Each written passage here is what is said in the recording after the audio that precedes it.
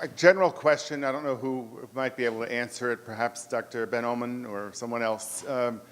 There's been a lot of advertising of services like, what is it, I think it's called 23andMe, where you can go ahead and get your genetic makeup analyzed and sent out. And I haven't done it myself yet, but it's a little curious. I think a lot of people are doing it more for their ancestry backgrounds. But I've heard a couple advertisements where it says, well, I have that sprinter body, or somebody else says, well, I have that sedentary body. I'm wondering, is there an opportunity here to add to that service where you're going to also offer, and these are the foods you should be eating?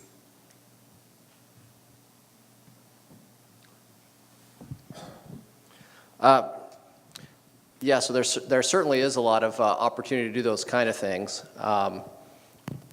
I'll mention my two conflicts, but Aravale is certainly doing those kind of analyses where the genetic, it's all done within the context of a program, so it's not just your genome. There's a fairly limited amount you can do, say, just genome drives it. It's much more than that, so it's genome plus blood measurements plus understanding what the person is doing, but they can be worked into the mix.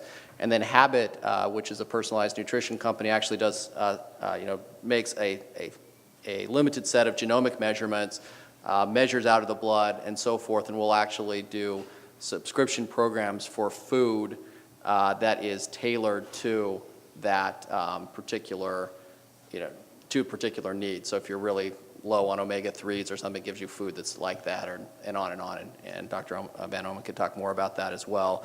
But there's lots of offerings like that. And the genomic space, I do agree also, it's driven very much by Ancestry. In fact, I think Ancestry.com at the moment has the most SNP chips that have been run on the human population, with 23andMe very close there as well. So there is a lot of interest there from an Ancestry point of view. Thank you. We have a question over here. Hi, Nancy Rawson from the Monell Chemical Synthesis Center. Really exciting talks, thank you. I think there's a layer of personalization needed that kind of comes in front of everything that has been sort of focused on so far, which is, of course, variations in our experience of flavor, taste and olfaction and chemical irritation and so forth.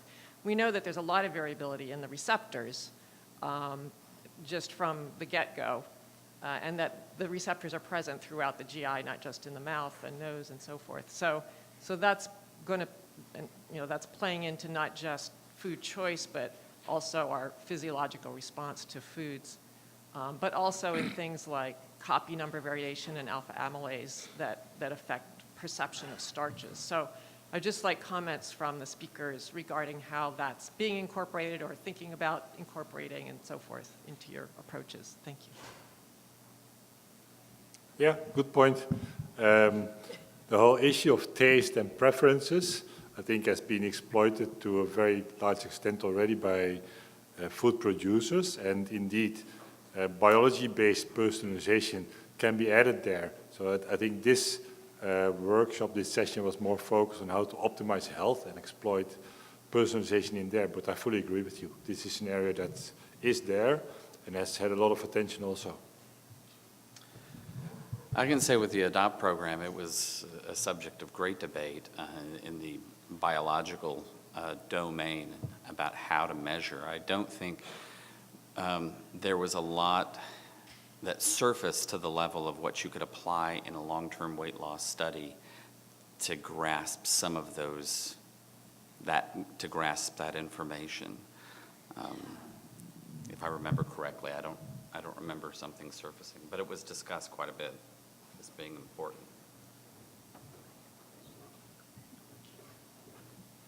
So while we're waiting for some other questions, one thing, each of you touched a bit both on a framework that encompasses disease and wellness. And as all of you are well aware, we have a regulatory framework that makes a distinction between the two. How do we overcome that to come to a more integrated model of health? Oops.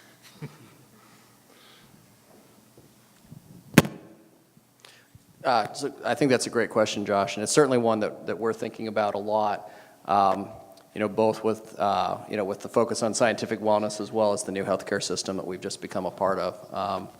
So I think one of the elements is that we are engaging a lot with physicians now, including with concierge medicine physicians, to build a program that's going to have, hopefully a streamlined handoff between the kind of information that you can use in the wellness space and how to get a healthcare system designed for that. So we're going to be prototyping some things like that. And it's, I agree with you, it's a huge issue because the kinds of data and the kinds of pieces we're talking about, the current healthcare system is not really well suited to do. We're also having a lot of discussions with actually new medical schools as well as big nursing schools and so forth about building curricular programs that are designed towards physicians that would be trained basically at this interface. And that's a new endeavor that we're launching as well. Yeah, very good. And this is like copy-paste to Europe. The similar things are happening there. And I think from a food industry perspective, the regulatory knot that we have here should one way or the other be taken away. I think it's an artificial barrier that's been there for purposes, but it's not good. In Europe, we have EFSA. It does not allow health claims to go anywhere into a medical area, while there's tons and tons of opportunities, and we should think about this very carefully.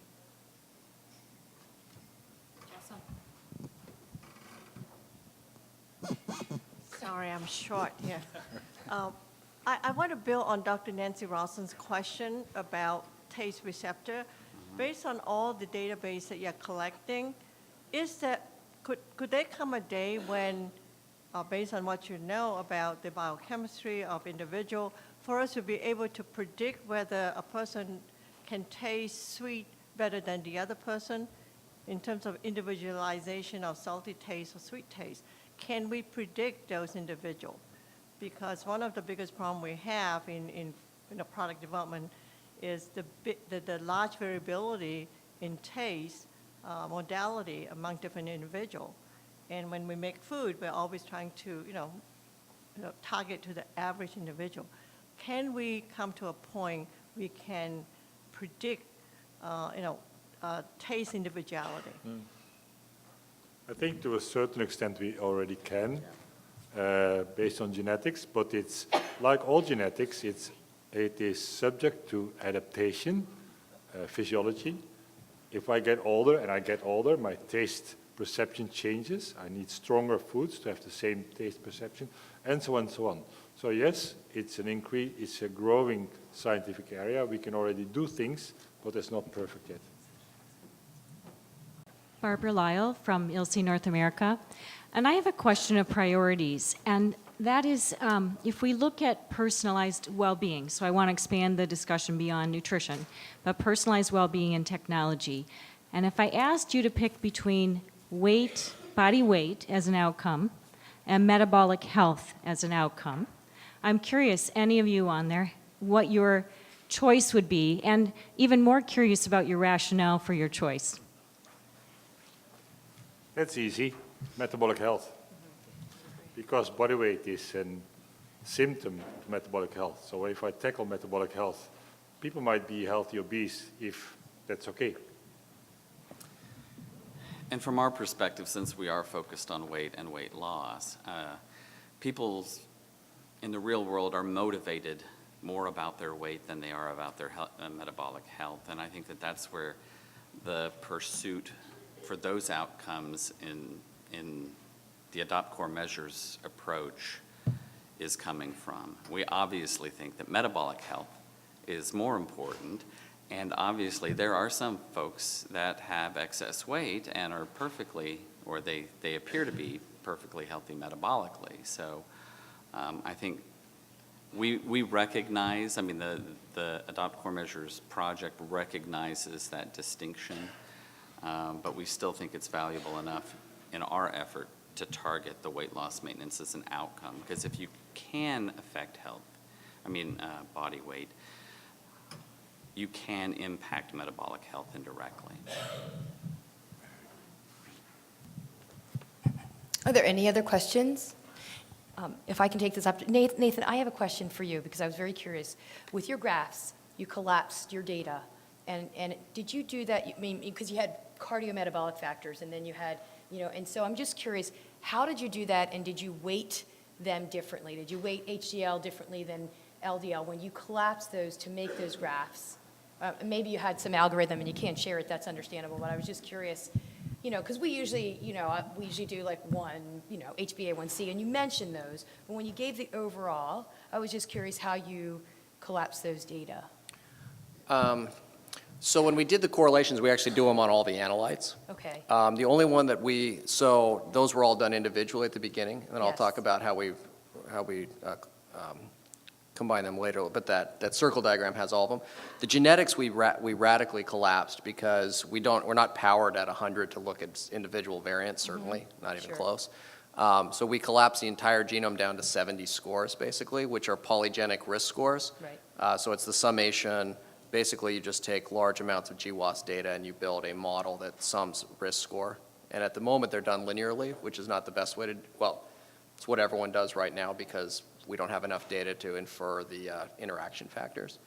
And then for the rest of it, when we come up, which I actually don't think it was ever seen, but when we do the modules, then that part is pulled out by an algorithm that it operates on the big graph where you have all of the nodes and the correlation structure, and then you do a shortest path from every node to every other node, and then you do a summation of how many times a particular edge is traversed.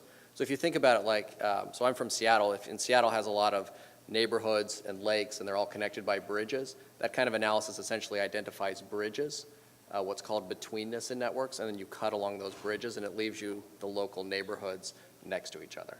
That's how we did that. Thank you so much, thanks. And those, The question is for Dr. Mehta. Very interesting piece of work. I'm Rekha Sinha from ILSI, India. I wanted to ask you by when the Nutri-Mobile or the Fever mobiles will be available widely for aiding in diagnostics. Thank you. That's an excellent question. So for some of these, for vitamin D, for example, we are targeting it to be in the market by 2018. And part of it is based on FDA regulation, FDA approvals and everything else. So we are just getting ready to submit some of these. The others are a little behind. So the fever phone stuff we just started on. So we have just published on the chikungunya and dengue fever stuff, but it's getting it from the research lab to FDA approval and then to the market takes a few years. 2 to 3 years? Well, for the vitamin D, I hope in the next year or two, yes. Okay. That will be the first one. Thank you. question over here. Jiang Hu with Herbalife. I probably have a wacky question anyway. So, personalized nutrition strike me as a lot of data collection and data processing. I'm just curious to panel thoughts. Do you see artificial intelligence as a role in this? I mean, basically, what can Watson do? Yeah. I definitely do see a role for artificial intelligence, machine learning and such downstream. Although, if you look at it depends exactly what you mean by it. For machine learning, we can definitely do those kind of things now and are doing them. If you mean things like deep learning, I think there's definitely a role for that. It requires a very large amount of data because you build these recursive neural nets, and you have many different layers to them, and so to inform that, you need sort of massive amounts of information. So I see the challenges in the nutrition field, and in fact, I'm very interested in this area, but one of the things that hasn't really happened as far as I can see is just an initial amalgamation of all the data that's out there into a comprehensive knowledge base where it could be mined and integrated. I feel like that's a huge missing piece of personalized nutrition, either that I'm unaware of or doesn't exist in the scale that I think it should. That strikes me as like a necessary first piece, and then as that gathers and it grows, then the level of tool that you can apply going from, say, current machine learning to deep learning AI is just driven by building that out exponentially over time. So I think that will happen, but I don't think we're quite there to where it's credible yet, is my opinion. But I think that first step is absolutely essential for the field. So if there aren't any other questions, and we do have some announcements first, but first, I'm fascinated by everything that was presented, so let's please give our wonderful speakers a round of applause. And thank you all for taking the time to be here.